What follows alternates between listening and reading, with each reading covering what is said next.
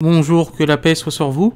Après avoir vu à quel point Éric Zemmour est à l'opposé de la France chrétienne et de ses valeurs, notamment avec sa promotion ouverte de l'adultère, on va voir aujourd'hui les propos de deux rabbins, le Rav Haïm et le Rav Onshaya, sur Éric Zemmour et sa candidature. Les propos de ces deux raves sont très intéressants à analyser.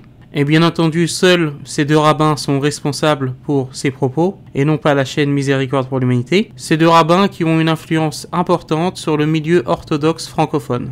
Il est intéressant dans les faits de voir qu'Éric Zemmour n'est pas le candidat de la France chrétienne, il n'est même pas apprécié par les juifs eux-mêmes pratiquants, mais qu'Éric Zemmour c'est le candidat de la France laïcarde. De cette France qui veut cantonner la religion à quelques mètres carrés au sein d'un appartement, ou quelques dizaines ou centaines de mètres carrés au sein d'une église, d'une mosquée ou d'une synagogue. Pour Éric Zemmour, la France parfaite, c'est la France avec juste ce qu'il faut de religion, la petite église du village, mais sans plus. Pour le reste, la vraie religion d'Éric Zemmour, ce n'est ni le christianisme, ni le judaïsme, mais la logique laïcarde intégriste, l'adultère qu'il déguise à peine en séduction à la française, et tout ce qui s'ensuit. En somme, dans l'esprit d'Éric Zemmour, la France ce n'est ni l'Église, ni le judaïsme, ni les valeurs du judaïsme conservateur. La France, c'est le petit village où sonnent les clochers des églises, qu'Éric Zemmour et ses amis francs-maçons ignorent. Mais surtout, la France, c'est le pinard et les nanas. Et il faut rajouter que pour Éric Zemmour, l'assimilation, ce n'est pas simplement une assimilation culturelle, ce que je peux comprendre, c'est-à-dire adopter des traits au niveau culturel qui ne sont pas en désaccord avec sa religion. Mais non, pour Zemmour, ça va plus loin. Pour lui, il faut adopter la France, au détriment, s'il le faut, de sa religion. Nous les musulmans, nous aimons notre pays qui est la France. Mais la France, ni aucun pays, ni aucun système politique, ne passe avant Dieu. Dieu passe avant la France, et avant tout pays ou système politique. Écoutons maintenant les propos de ces deux rabbins. Propos fort intéressants, mais dont ils sont, je le répète, les seuls responsables au niveau de la loi. Maintenant, aujourd'hui, Zemmour, qui est un juif algérien, il veut représenter la France, c'est-à-dire qu'il a complètement perdu la tête, quoi. Parce qu'un juif algérien qui veut représenter la France, non mais attends, je veux dire, comment mais ça, oui, enfin, non, il faut savoir que jusqu'à le moment où il se présente en politique, il allait tous les Shabbats à la synagogue. Oui. Ah ouais, tous les Shabbats à la synagogue. Maintenant, un peu moins parce qu'il est très occupé, mais c'est pas ça que je veux dire, mais c'est un exemple fondamental de la folie des gens. Je veux dire que comment un juif algérien peut vouloir représenter la France, en plus, je veux dire, il critique les musulmans, alors que lui-même, normalement, il est victime de l'antisémitisme.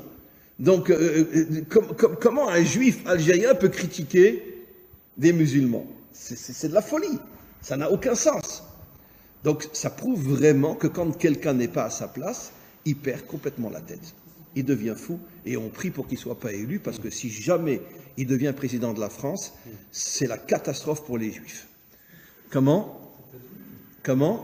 Non, c'est pas voulu. Si c'est voulu pour le Satan. C'est par le Satan, mais pas par Hachem, ça c'est sûr.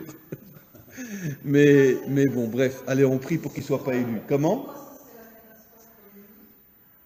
Mais parce que c'est un type qui a un comportement d'extrême droite. Il est très, très extrémiste. Et je veux dire, et depuis quand un juif en exil se permet de critiquer les musulmans? Depuis quand? Il ne les critique pas. Comment? Il les critique pas, ben mince alors. Oui, d'accord, alors il critique les voyous, etc. Mais bon, c'est une vitrine pour dire qu'en vérité, il souhaiterait que tous les musulmans retournent dans leur pays. Mais lui, par contre, un juif algérien, il a le droit de rester en France. Comment? Quoi? Très bien, c'est Baba, il a raison. Quoi? Les musulmans dans leur pays. Eh ben alors lui aussi qui vient en Israël, mais lui, qu'est-ce qu'il est? C'est un juif algérien. Donc ou tu retournes en Algérie, ou tu retournes en Israël. En vérité, ta place est en Israël, mais pas de te présenter aux élections pour devenir président. Ça n'a aucun sens. On m'a demandé, j'ai hésité, oui, non. Bon, pour finir ici, on se lance, on voit ce que ça donne. On va parler un peu de politique française, bien que ce n'est pas du tout notre sujet, on n'est pas dans la politique. Bon, mais il y a un nom juif, NOM, qui remonte beaucoup aujourd'hui. M. Zemmour, que je connaissais très peu, on a parlé un peu, mais je dois donner le point de vue juif quand même sur la démarche. Si du point de vue politique, est-ce qu'il y a encore un espoir pour la France par rapport à l'annexion, comme je crois qu'il appelle, peut dire arabe, on va dire oriental, d'accord. Est-ce que c'est pas trop tard? Moi, je pense que c'est trop tard. Je vais parler dernièrement de ce grand philosophe français qui ailleurs connaît bien Zemmour, Offray, qui a dit qu'on a un petit indice qu'on est en train de couler, ben, on va couler dignement, d'accord. Je pense qu'il n'y a pas de solution. Je pense que c'est trop tard. Mais en tant que juif, il faut quand même bien mettre les points sur les i, expliquer en quoi sa démarche elle est contraire à la démarche de la Torah. Le peuple juif, dans tous les pays dans lesquels il a été, a respecté, en tout cas, a essayé de respecter les lois du pays. Il y a un principe qui s'appelle Din al-Malchut al-Dina, les lois d'un pays font force de loi. Tant que ce n'est pas contre la Torah. Si un État te dit maintenant on ne fait plus Shabbat, on ne fait plus la Brit Mila, alors on préfère se faire tuer plutôt que d'accepter. Mais une loi qui ne concerne pas la Torah, les lois pénales, les lois, les impôts, tout ça, ça fait office de loi. Donc oui, le respect de l'État dans lequel on est, mais pas au prix de la disparition du peuple d'Israël. La Torah prétend que nous sommes un peuple éternel. On aurait dû être 700 millions de juifs. C'est presque la Chine. C'est presque la Chine. On est 2 fois plus que l'Amérique. Combien on est? Allez, si on est gentil, on va dire 15 millions. Mais je n'y crois même pas. D'accord? Depuis que je suis né, qu'on dise qu'on est 15 millions. C'est quand même bizarre qu'on soit que 15 millions. Parce que les parents, d'habitude, ils font plus que 2 enfants. Ça devrait aller en augmentant. On va toujours à 15 millions. Pourquoi? Il y a une somme phénoménale de juifs qui, hélas, s'assimilent. C'est phénoménal. C'est ça le compte ennemi. Comment fait-on pour ne pas s'assimiler? Il n'existe aucun moyen, à part un. Mais aucun moyen. Le seul moyen de ne pas s'assimiler, c'est donner un contenu religieux, je dirais orthodoxe, en tout cas vrai, authentique, sans concession. Très souvent, qu'est-ce qui se passe? Comme ce monsieur Zemmour, d'accord? Je ne connais pas. Mais j'imagine que son arrière-grand-père était un bon religieux, super pratiquant, avec une grande barbe blanche. Son grand-père, un peu moins, mais on a encore mes traditions. Le soir de Pessah, on ne mange pas de porc, on mange caché à la maison, à l'extérieur un peu moins, d'accord? Les tefs de temps en temps, on va au moins à la synagogue, au moins pour écouter la Neila, d'accord? Tcha B'Av, on ne connaît pas, d'accord? Beaucoup de choses Shabbat, oui, on fait peut-être un repas familial, le kiddush avec la télévision, puis après on va en boîte, etc. D'accord? Mais il y a une sorte, on fait des concessions entre la vie goy qu'on aimerait bien vivre et le patrimoine juif qu'on aime bien aussi. On est entre les deux. Mais ça marche pour toi. Ça marche pas pour tes enfants. Tu vas redonner aussi un peu. Alors ils vont garder, mais déjà moins. Chaque génération, ça va en moins, moins, moins. À la fin, tu as Christine ou Fatima, et ta tradition juive ne fait pas le poids. Surtout que Fatima et Christine acceptent de tout faire. Très souvent, elles adorent, c'est très... J'étais à la synagogue, c'était sympa. Moi, au moins, quand je vais là-bas, je prie. Les autres juifs là-bas, elles papotent sans cesse du Lashon Hara l'une avec les autres, d'accord? Et puis, elle fait la daf très très bien, Fatima, etc. Donc, ou Christine, d'accord? Donc, qu'est-ce que le père peut dire à son fils? Et ça, hein, chers amis, c'est pas une fiction, c'est une réalité quotidienne.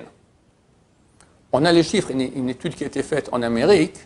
Ils ont pris 5 types de communautés juives, les orthodoxes, les conservatifs, les libéraux, je ne me souviens plus exactement les 5. C'est phénoménal. Tu vois très bien, ils ont pris sur 100 couples, ils prennent une étude combien il y aura après 4 générations. Ben, que les orthodoxes où ça va en augmentant, tous les autres, ça arrive à... Il reste un juif entre 1 et 7 après les différentes communautés, après 4 générations. Tu passes de 100 couples à un couple juif ou 7. Ça veut dire, on n'aime pas comparer ça à une Shoah, parce que la Shoah s'est accompagnée avec une souffrance terrible. Mais au niveau du résultat, qui est juif, qui n'est pas juif, c'est la même chose, c'est bien pire. L'assimilation est bien pire. Je dirais même au niveau juif profond, tous ceux qui sont dans la Shoah, dans la souffrance, ils vont directement au paradis. Le type qui vit une vie sympa ici en tant que goy avec sa Christine ou sa Fatima, d'accord, il se paye un enfer, je te dis pas, d'accord, après 120 ans. Et le regret terrible, que quand on arrive dans le monde de vérité et qu'on a raté sa vie, parce que Dieu il est bon, tout ce qu'il a donné cette Torah c'est uniquement pour nous et pour qu'on grandisse et qu'on réussisse et qu'on se réalise, d'accord. Donc c'est la cata totale. Alors quand quelqu'un vient et dit « je suis pour la France », ça ne me dérange pas, je suis pour la France, mais on doit s'assimiler, on doit ressembler aux Français, on doit changer de nom. C'est marqué que le peuple d'Israël, en Égypte, il y a 3 choses qui n'ont pas changé. Leur nom, leur habit et leur langue.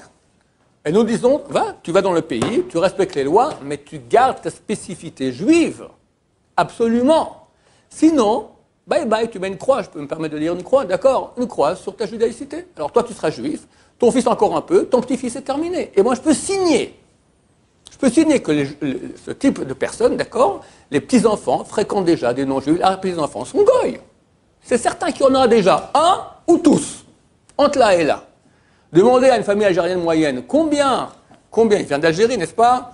Dis-moi, dans ta famille, combien fréquentent des non-juifs? Ou mariage, ou concubinage, ou comme ci, comme ça.